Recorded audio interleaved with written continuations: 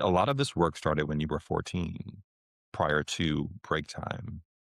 And I wonder, sitting here today, what you would say to that 14-year-old person who was just starting out in this space and figuring out what it was. So I would start that conversation by asking a lot of questions of my 14-year-old self to see what was making me happiest then and to hold on to the pieces of me that feel most authentically me. Hmm. I would tell them that you don't know everything about yourself yet. So try to be excited about figuring that out instead of scared. I think about my sexuality and, my process over those 5 years of reckoning with it and eventually coming out when I was 19. I'd want to save that 14-year-old some time and suffering by giving them permission to embrace every part of who they are, even if it feels different or scary. I would really enjoy that conversation. My guest today is Connor Schoen. When Connor first joined me on At the Podium 2 years ago, he was in the midst of building something urgent, co founding and scaling Breaktime, an organization working to break the cycle of young adult homelessness in Boston. Since then, a great deal has changed.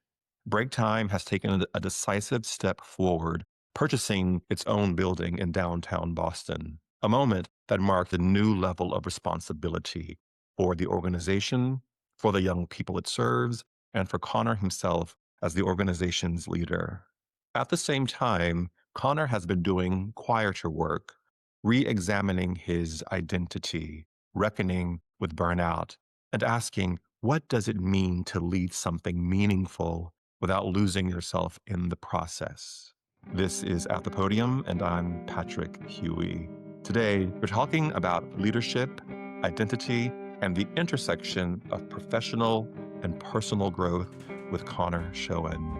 But before we begin, make sure you like, subscribe, and comment below to support my channel. Connor, welcome back to At the Podium. Thank you so much for having me. You have a lot going on. It's been a journey for sure since I last saw you, since we last did this. But I had so much fun last time, and I've actually rewatched it a couple times, like over it's been 2 years. Because it's interesting, like when you Google break time and press about break time, it's actually like pretty high up on the SEO. So it'll like, kind of pop up randomly for me, and I'll rewatch it, and it's grounding because so much has evolved, and it gives me a little bit more appreciation. I think like how far we've come, but also where we came from, and the optimism and like the radical, innovative energy. I set intentions for these now when I work with someone, just so that we're sort of all on the same page. And I wanted to talk to you about the work that you're doing at Break Time and the journey you've been on, which I've been watching. Mhm. But also, I think it's interesting to see a person, you specifically, going through this really interesting transition in your career and this business that you started, but also have that same transition happening in different ways in your life as parallel courses. Yeah. I think we're all kind of living in that space of the in between, which I find very interesting to talk about, and how different people at different ages and different parts of their life and career exist in those two worlds at once. So I thought Connor is the best person to talk to. And I love talking to you. So I was like, it's time to talk to Connor again. I think one of the things I've gotten comfortable with now is, and I think the world just sort of demands it of all of us at this moment, is just being really real and being very vulnerable about who I am behind the like curtain of a leader and someone who put up a face sometimes, because that's what the job demands of me. And I've found that it's something people are a lot more excited to engage with and watch because it's a lot more relatable than the polished pitch. And so I would be happy to delve into more of the personal side as you talk about those two tracks and that journey. When I started Breaktime, I was 19 and now I'm 27. And so the amount of life that I've lived in the last 8 years with the pandemic and like 85 million other things that we could talk about, I just feel like it's been really interesting and challenging and crazy. And I've learned a lot just about how I approach life, how I approach my leadership. And there's so much I'm working on and trying to you know, figure out. And so I'm excited to go into any of those directions. So I guess my intention is openness, authenticity, and honesty with you, and I'm ready. Something I just wrote a note down for something you said, but it's interesting that I think you said something really interesting about this idea of sort of letting people sort of see behind the camera lens and see who the real person is. And I think part of what happens, particularly as you move up and we'll talk about this growth that you've had in terms of just your visibility and recognition within Boston, but people need to know you because at the end of the day, the thing that is break time or that is a person's job or this platform that we're on right now, the genesis comes from you. And if Cool. you're not transparent and not recklessly so, there's a difference between hype and all of that, but genuinely present and real with people, it doesn't mean anything. It doesn't mean anything at all. So it's an interesting balance that, that you have to strike, which I think is interesting. I do wonder, how has your approach to your life and leadership changed over the last 8 years? So much has happened, as you alluded to. When I started Breaktime, being a 19-year-old, I felt this need to be older than I was, to pretend like I was older than I was, to be taken seriously, and to sort of hide my age and conceal my age in different ways. My co-founder and I used to joke that, like, when is it going to come up in the conversation that we're college students? Because we would pitch about break time and we'd be talking with a potential funder, with a partner. And sometimes you get through the whole conversation without it ever coming up or us ever being point blank asked, like, are you in school? And so we built entire relationships, not deceptively, but just by putting forward the parts of ourselves that seemed more mature and polished and not leading with the fact that we were students, the fact that we were young social entrepreneurs figuring it out. And part of that was, internalized stuff, I think. And part of it was very much the way the external world treated us and affirmed and reaffirmed that in many ways our youth was a weakness. And so, something that has really evolved over the last 8 years, in addition to many things, is the fact that I have sort of owned my youth. And when I talk to, um, I try to spend a lot of time talking to younger leaders, to groups of students, to folks who are aspiring to careers in public service.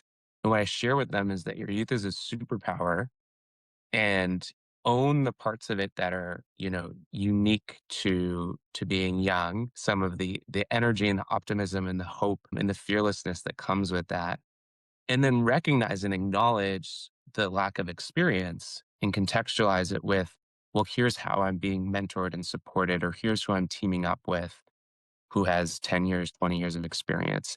And so Tony and I were able to do that. I would say the primary example of that is one of our mentors, Michael Brown, who's the co-founder of City Year, worked intensely with us for many, many years. And I still work with him today, actually.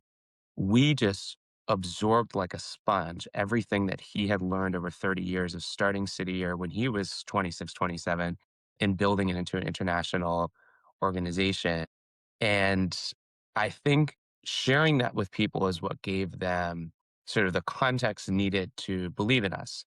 Because we weren't saying, precociously that we knew it all or that we could, figure it all out and that it didn't matter that we didn't have experience. But we were sharing how we were being mentored by folks who have been in the trenches for many more years than us, who have learned things that only come with time. And the thing that I've had to let go of that's been healthy for me is when doing that to minimize myself and what I bring to the table with my youth and to embrace the fact that there are pieces of my leadership when I was 19 and pieces of my leadership now that I'm 27 that uniquely come from the position of life I'm in and still in my leadership today now that I'm starting to get, every day a little bit older and older.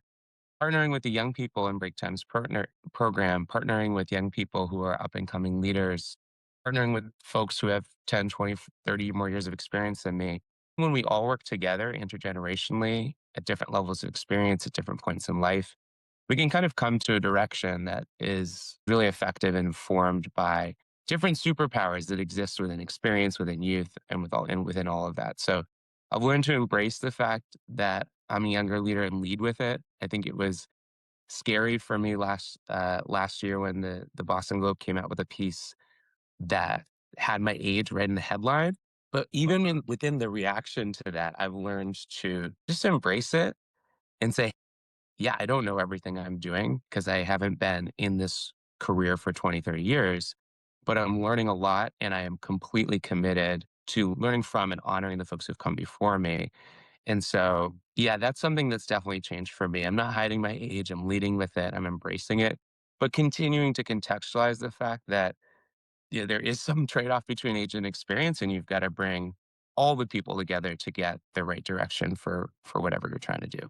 It's something interesting that you said, which I think we don't think about because it's us walking through our lives, and you don't usually have the perspective of the camera watching you, so to speak. Yeah, Um, but I would imagine that in those beginning years, that when people were meeting with you and Tony, they knew that you were college students. But also, based upon what break time is, their decades or multiple decades of experience remove them potentially from the constituency that you're serving. And there you are, literally the person they're trying to serve, that person's age, that person's view of the world, which is very different than yeah. the person who's 20 or 30 years. So they probably, what you and Tony may have been thinking were negatives, were probably the thing they were like, this is really good because we're getting that person who's that age. They know the language. They know the things that motivate someone that age. So it probably made sense for them who you two were and are in the space that you were occupying. And I also think no matter what it is, whenever there's something new coming up that we're addressing or looking at, it's always new. It's always the first time. And so part of smart leadership is being able to be comfortable in the newness and adjust and not hold on to ideas that are fixed because it's forever a moving target. Yeah, and I would say that I could honestly spend hours listing all the people who I met along the way who embraced me and embraced just life in general with that perspective. Folks who had a million times more experience than me, who believed in me, spent time with me, all the people who got a cold email from me and said yes, probably thousands of people who did that. It was a few people who didn't, and a few people who actively made me doubt myself, who actively belittled me, and that still happens in my life and in my career. But if we're being honest about it, I've been so fortunate in the fact that I would say about 99% of people have been so supportive. But the voices of that 1% that are stuck in this false narrative of I know best and I will always know best, that are embracing the fact that the world is constantly changing, that problems are changing. Um, they're very loud and they can have an influence. And I think something that's really guided me throughout my journey is something I learned from my parents growing up is that everyone has something to learn from everyone else. And that's really the sort of motto that guides my life. If I walk into break time, I'm working with a young person experiencing homelessness. I have so much to learn from their experience, from their perspective on the world, from their perspective on break time and how it can be better. Every single person on my team has invaluable perspective that I can learn from. And I think some people have bought into this false narrative that just because of the actual job they have and the rank they have, or the amount of experience they have, or their age, that learning will always be one directional, that they're the teacher and that everyone else is the student.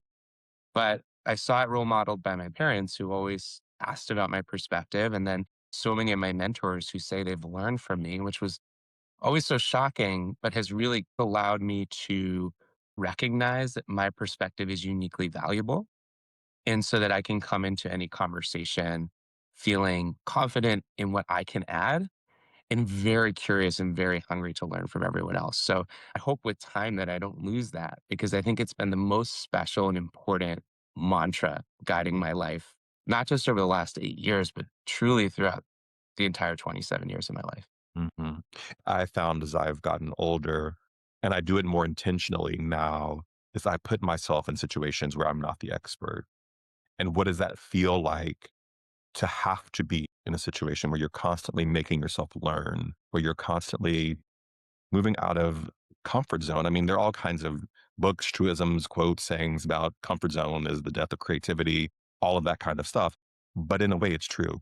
If there's no risk involved, then you're not doing it. Yeah. And you're already behind the curve because with the rate of information that we have access to and how quickly things grow, change, and shift, we should all be playing catch up always to still be relevant and functioning, I think, you know? I would affirm that by saying that to your point, I'm often not the expert in the room. And I find it fun to just be able to learn from other people, to hear people's perspective, and then go back to my life and be able to apply that. Like, what a gift to not have had to live all the lived experiences of the people who are teaching me these things, and then use it to guide my own leadership, my own lived experience. I've probably escaped a number of headaches by doing that, and I hope to be able to help others avoid challenges through talking through my own ups and downs and obstacles I've faced.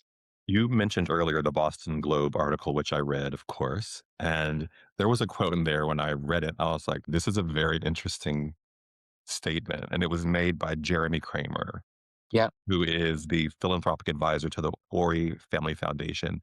And what he said about you was he has a unique ability, especially for someone his age, to find himself at the epicenter of the power and influence centers of our city. And I was like, this is not just about recognition. This is a clear signal that you're not just this young upstart kid within the nonprofit world. You are a power player and actually perceived with weight and gravitas within the philanthropic nonprofit centers of Boston. And I was like, I wonder how Connor feels about that. Well, there's definitely some moments of imposter syndrome reading that. I'm so grateful to Jeremy and all the ways he's mentored me over the years. And I think that something that I've learned from him and many others is the importance of understanding the dynamics of power and influence. Power is such a dirty word. And I think that's because we associate power with abuses of power. We associate power with the things that people do, leveraging it for evil, leveraging it for personal gain, leveraging it for greed. Mhm. But power is the vehicle by which we can fuel social movements, we can fuel radical social change. So understanding power is so important. And how do you influence centers of power and policy advocacy? And so power has always been something that I've thought deeply about, especially in the context of philanthropy, where you have folks who may have tremendous amounts of wealth who are deciding discretionarily where they want to allocate that money. And you're trying to convince them to allocate it towards a cause that you really care about, towards the work that you're doing or the work that you support. And that ability to influence someone's decision about what they do with the money that they've accumulated throughout their life, that they've earned, that they fought for, that is something that I think is one of the most important skills in the world, because the way that money moves and the way that influence and power over money works changes basically everything. It changes what gets funded. It changes the type of work that we can fuel because things cost money. Great work is fueled by great people who need to make a salary. And so I've really focused on being a student of how do you influence folks with resources to fuel the movements you care about with the resources needed to get them done. Breaktime, we directly empower young people with not only the skills they need to succeed in their careers, financially, and in their lives, but also with the resources. All of our trainings are paid. We have a match savings program where we're matching any money that young adults put aside. We have emergency financial support that they have access to. And we're getting those resources from incredibly generous, amazing, kind individuals who have decided that with the resources they have, that they want to allocate a portion of that to these young people and to the futures of these young people. And so the ability for me to go into a room where I can influence decisions over philanthropy or over government spending, that's such an important skill. And I don't take it lightly that having access to rooms like that comes with such tremendous privilege. So my ability to be an effective advocate and a really effective fundraiser is so invaluable to being able to go back and support the young people that I so deeply care about and work with. And so I appreciate that quote because I feel like it celebrates a skill that I've been honing and working on essentially my whole life. Definitely comes with some imposter syndrome of there's so many people like Jeremy I know who can do so much more than I can. I have so much more to learn from, but I appreciate him recognizing the journey I've been on, what I've learned from him and others, and excited to continue to lean into that skill so we can use power as an engine for good versus it being a force for evil, corruption, and greed. It's interesting your perspective on power because I think in the 21st century, power has become a totem for negativity. And I'm speaking very broadly here. Obviously, it is not a sum total of power. But if you look at some of the key events of the 21st century, they've been tied to the negative abuses of power, looking all the way back to September 11th, right? Look what power was able to do to New York City. It changed the face of New York City. But it's interesting because I think power has always been a complex noun. Um, but you look at John Kennedy's desire for us to go to the moon and the idea of exploration, and you think about what American exceptionalism brought to bear during World War II. And so we have very distinct, clear examples of what power and the positive can add to our lives, our culture. And hopefully, as we move into the third decade of the 21st century, we're able to sort of recapture the beauty of what power can bring and not so much the destructive side of it, which we are currently living through. Ditto, I completely agree with that and have that same hope for our country. And I'll share that my own relationship with and understanding of power has transformed so significantly over the last decade and seeing everything and reacting to everything happening in the world. And I think if we put ourselves in 2016, I was finishing high school. I thought I wanted to go into politics and be in elected office. I felt very confident about that, but was deeply committed to the nonprofit work I was doing through an organization called Project 351 and figuring out how that fit into it. And it felt so definitive that I was going into politics. And then the 2016 election happened, and I just saw so many examples and have seen so many examples over the last 10 years of a lack of political courage and people doing things that are just so cowardly, Mm. so immoral, and just completely doing a 180 on all the things they've said their whole life and all their values. And it's so hard for me with the way our political landscape is right now to imagine myself in that space, um, despite how I felt when I was 17. And I think what's evolving for me right now in this moment, I'm gaining more hope and optimism that we can turn the tide of what power looks like in our country. And I think after 10 years of feeling a lot of pessimism and feeling a lot of hopelessness, I'm trying to cultivate that little sliver of hope that still exists because we've been through a lot as a country. We're entering our 250th year. And I think about the people and the movements that have overcome what seemed like insurmountable obstacles to get us to where we are and to empower people with the rights that they deserve. I'm going to just embrace that wholeheartedly Yeah. because if we think of power as a negative thing, we'll never be able to create the change we want to in the world because power is that lever that can make the world a better place. It's just turned in the wrong direction in many ways right now. Mm. We got to turn it back and we got to believe that we can. I'll also say power is the headline, but I can tell you that in my career, that equally as important as power, and power doesn't exist without it, is the idea of storytelling. Because if you own the story, you own the power. If you look at the great leaders throughout history, if you look at Martin Luther King Jr., you look at Gandhi, you look at the people who we used to study about in history books. I don't know what kids study in school anymore. So that seems up for grabs right now too. But You look at these people who are seminal figures, Moses, right? They control the narrative, and the power is derivative of that. And so I think Mhm. our ability to shape the perception of power is to shape the stories that we're telling. We have to get the story right in order to exert power in a way that will yield results that we want to see. I've always felt like storytelling and the people I know who are such incredible storytellers, yourself included, to be so powerful and to be so influential. And stories that I hold close to my heart are the things that have most informed my worldview and perspective.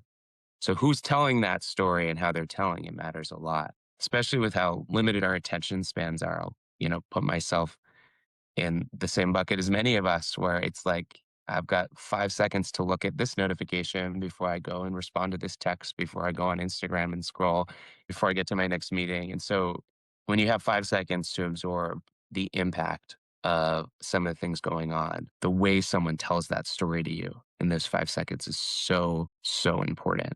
Some of the people I most look up to in my life have been people who are just so effective, who can completely change your perspective and just move your heart in the ways that they tell stories. It's a skill that we can all continue to build because it seems to be the most powerful weapon that we can use to fight tyranny or oppression, and the most important tool we can use to build a healthier democracy and a better, more inclusive community.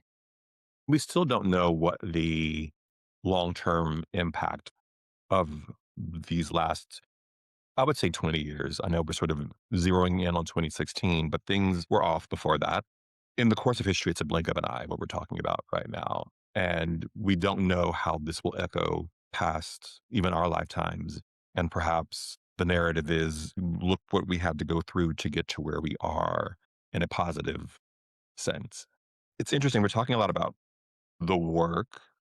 And as Jeremy Kramer is writing this really beautiful byline about you in the Boston Globe, you're writing on LinkedIn that literally you're having an entire shifting and understanding of who you are.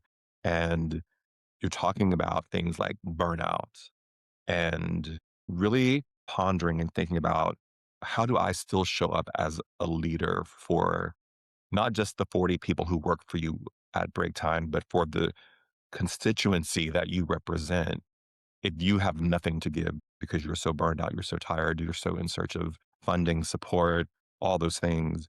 And I thought that was a very interesting juxtaposition that while you're buying a building, it's a big story in the governmental nonprofit world, there's a internal personal reckoning going on for you. And I wonder how your life has changed and led you to that point over the last 8 years. I think the dissonance between what happens in my work life and what happens in my personal life has ballooned and grown substantially at different parts of my life and my journey, particularly over the last 8 years. You would think that as Breaktime was buying the building, as this Glow piece were coming out, that I'm riding the high of that and I'm doing perfectly well and everything's great. But we're all dealing with our own stuff outside of whatever's happening in work. And it's always up and down. What's been so interesting to me is to have an experience like the Globe piece and just the reaction to it, where, you're being celebrated and it's exciting and it's big and it's awesome. And then to go home and sit with and reckon with all the things you're working through personally.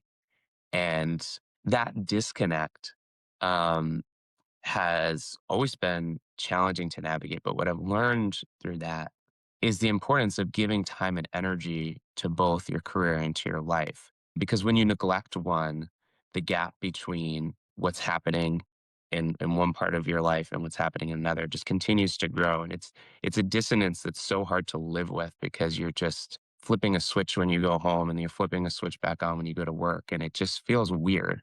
And so I think what I've been able to do is to sort of heal that dissonance a little bit. And I'll talk about it first on the personal side in terms of what it looks like when I go home at the end of the day. I have been very intentional the last 2 years about setting goals for myself that are clear, measurable, I use the same framework we use in our job training program at Breaktime, which is SMART goals, goals that are specific, goals that are measurable, they're realistic, they're time bound. And so at the beginning of 2024 and 2025, and now in 2026, I set a list of 6 SMART goals for myself. I kind of chose 6 arbitrarily because I did it with colored pencil and I wanted all the colors of the rainbow, true to Yeah. form with me.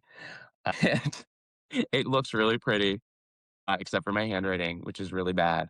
But it is a goal sheet that I created for myself that's got the 6 goals and then quarterly benchmarks that I want to hit. The Mm. same rigor and sort of methodology that you apply to work goals, I've started to apply in my own life. So I've had goals like I want to attain conversational proficiency in Portuguese. That was one goal last year that I was able to achieve.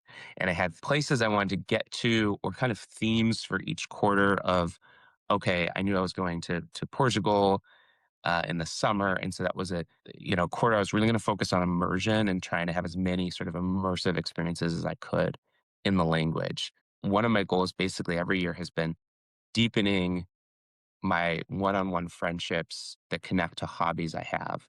Mm. And I've set goals like once a week, engage in a hobby with a friend. In quarter three, try to make a new friend. Quarter four, try to go on a trip with a new friend. And it has been so effective. It has Yeah. been the most effective thing I've ever done for personal change. What's funny about it is in 2024 and 2025, I remember doing it like in 2 hours on New Year's, hungover and tired on New Year's sitting down with my colored pencils and writing out this goal sheet. Yet it changed my entire year, those 2 hours. Mm. And obviously, the goals that I chose were informed by tons of reflections, therapy, and journaling that had happened. But it wasn't this like huge step. It didn't take me days or weeks to complete. It just took me carving out an hour to just sit down and write. And you don't need to do it with colored pencils and you don't need to make it rainbow and you don't need to choose Rainbow. 6. And I've sort of brought the power of manifesting into all this by thinking about, okay, where am I going to be at the end of this year and what do I want to achieve? And so I'd say that's the biggest thing I've done on the personal side. And on the professional side, I'm really working to just continue to bring my full self to work. I'm so inspired by my coworkers who do that. I'm so inspired by the young people I work with. The 444 young adults that Break Time supported last year who come so authentically and so vulnerably to share their experience and to share who they are. And I'm trying to do that in my own way. I already have done a lot of work to embrace my youth and to embrace sort of the unique place in life that I'm at, but I'm trying to bring the quirks of my personality and the things that make me uniquely me as a human into my work too, because I find that especially as my position of power has changed and grown within the context of my own organization, but also within the community, that the biggest thing that I want from people of power is authenticity and honesty. So I got to embody that and I just got to be fully me. And so that's meant everything from the last couple of years going to work with my nails painted because it's something I love. And I've seen it kind of take off in the office a bit and more people doing it, or just cracking jokes with coworkers make me just feel a little bit more relatable and human, or being honest about my emotions, being like, I am really upset about this, or I'm really struggling right now, and I've gone through a lot in the last couple of years. And I've been honest with my team. And I said last week to my team, I was like, this is a hard time for me right now. And I am not at my personal best. And so I appreciate your patience and flexibility as I go through this. In the past, I would have buried and hid that stuff as much as I could when I got to work. And so I'm excited to continue to be more authentically myself in the workplace, obviously to a professional extent and with the boundaries that are healthy and important to maintaining the best possible workspace. Being authentic and honest is really important to me, and I'm trying and aspiring to do that more and more in my leadership.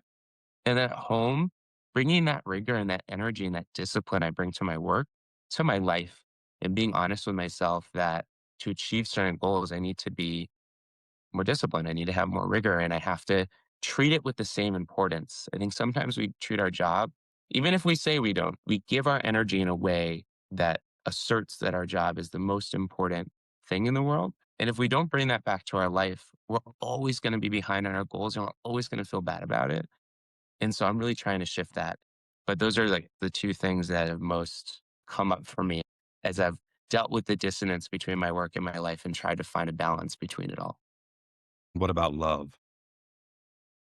Love in all of this. Well, I left a 2-year relationship at the end of 2023.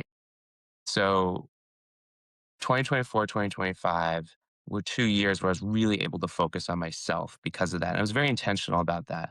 It was hard for me because I think for many people, but I'll just speak for myself, it can be hard to be single because society messages to you in so many ways that like being in a relationship or being married is like part of the steps that you have to do to be like a successful person, adult, whatever.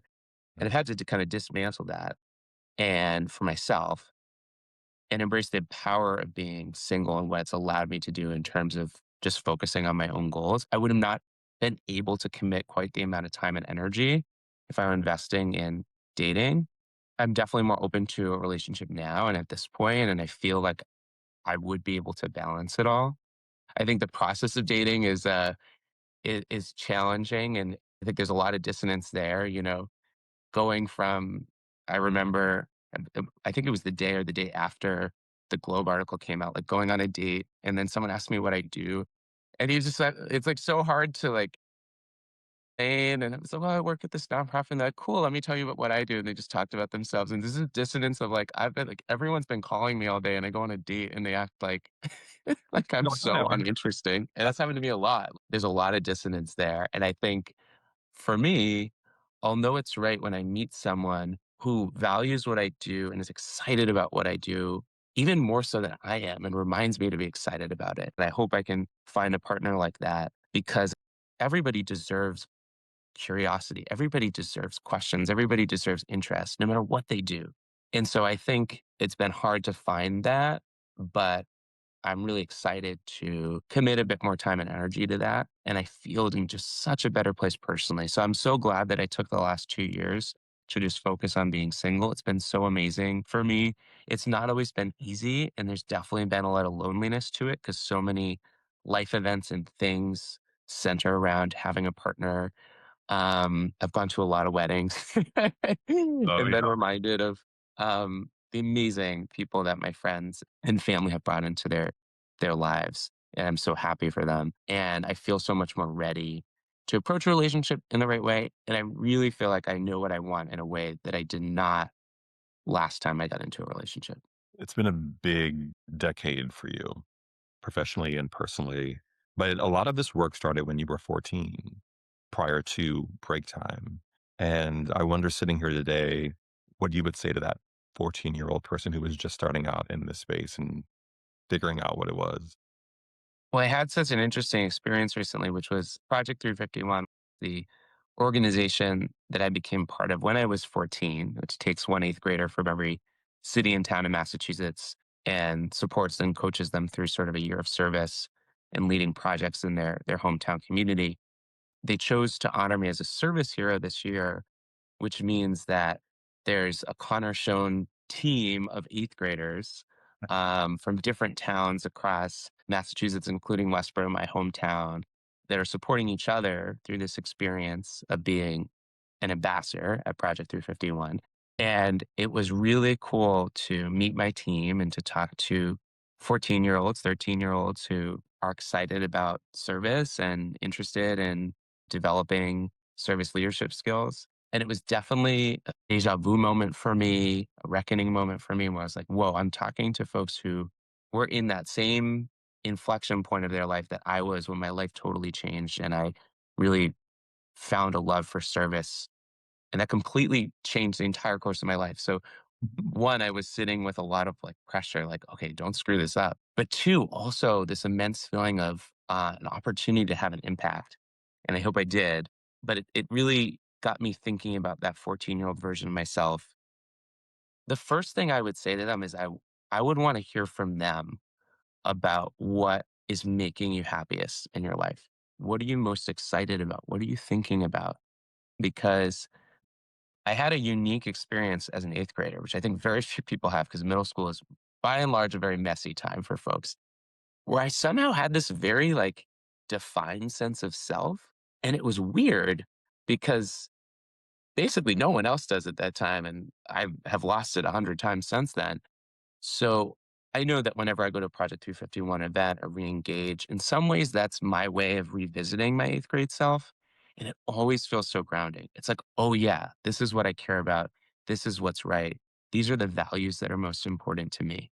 What I would tell them is to hold on to that and to hold on to the pieces of me that feel most authentically me. Mm. I would tell them that, you know, you don't know everything about yourself yet. So try to be excited about figuring that out instead of scared. I think about my sexuality and, my process over those 5 years of reckoning with it and eventually coming out when I was 19. I'd want to save that 14-year-old some time and suffering by giving them permission to embrace every part of who they are, even if it feels different or scary. And then I would just say, like, you're onto something with Project 351. So hold on to that. Hold on to the other things that feel right to you. Hold on to the people and the relationships that are important to you. Um, and when I look at the last 13 years since then, the times when I've done that have been the times that have resulted in the best things for me, for my career, for my life. And so um, I would really enjoy that conversation to see sort of what was making me happiest then. Yeah, and I think the suffering's okay. It's part of the muscle that makes you build empathy for other people. Um, I loved your six-word memoir that you wrote for your Project 351 return. Serve relentlessly, learn tirelessly, be kind. I loved it when I read it. I also saw it recently because they put it up on the screen at the Project 351 event. And I'd kind of forgotten that I wrote that. So again, it was a good reminder, a good grounding reminder of what most matters to me. It was almost like I was talking to my future self when I wrote that to be like, when you're 27, you're going to read this and you're going to be like, oh, yeah, that's what I should be doing. So, um, a little time capsule moment for me. So I appreciate you bringing it up because it's definitely something that I should, I don't know, tattoo on my hand so I can read it every day. Right. I think the last time we talked, we were talking about finding your voice. In this season of the show, I'm really interested in this idea of what it means to return home because I actually Mhm. moved back to where I grew up. Those words return and home have many meanings. And I wonder, in the space you are now, what does that return to home look like, feel, or mean for you?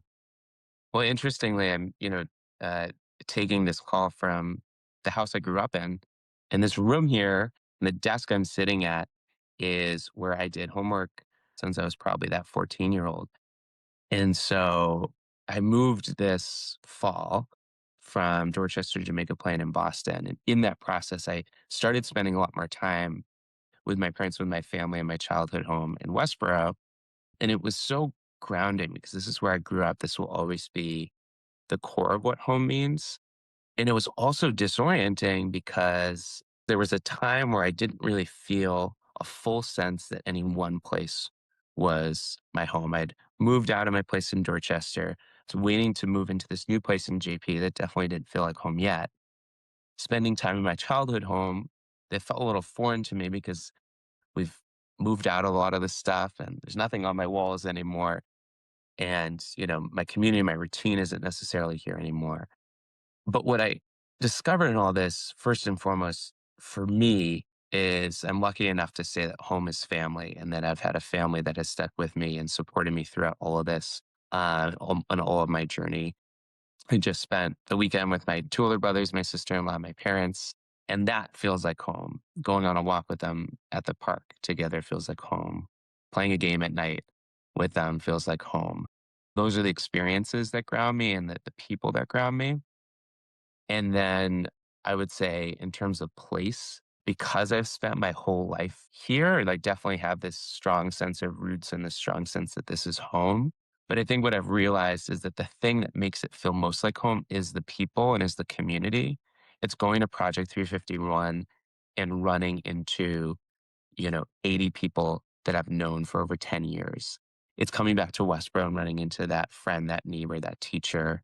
It's the Globe article coming out about me and me getting texts, Instagram messages, Facebook DMs from people who have known me, some for over 20 years, some for over 10 years, and who've watched my journey because I've been proximate and close and still engaged and coming back and engaging.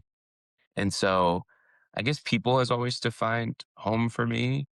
And as I'm settling into my new home in Jamaica Plain, I'm really excited about this next chapter and to create a physical place that feels like home, that supports my hobbies and the things I love to do, like hosting people and hanging out with friends in a neighborhood that I'm really excited about, neighborhood that has a huge queer community, lots of outdoor space for running and walking and biking. I'm really excited about this next chapter for me. But I think regardless of the physical place, no matter where I go in life or where I live, because I don't know if I'll live in Boston forever, but I've learned that it's the people that feel like home and it's the people that ground me. Connor, thank you so much for today. Thank you. This has been such a great conversation. And I really appreciate the opportunity to get to be so open and asked about things that, I don't typically get to talk about in interviews. So thanks for giving me this opportunity to be so open and honest with you. Thank you. And the next time I'm in Boston, we have to go have dinner. Yes. And you have to visit Breaktime's new building. The new building. I think the last time we went somewhere was the MFA where I Yeah. left. Yeah. Yeah, no, yeah. So we have some things to do, which is going to be awesome. But thank you, Connor. And to those of you who are watching or listening, remember we all have a voice. We all will leave a legacy, and the journey home is how we learn to embody them both. And thank you, Connor. Thank you so much.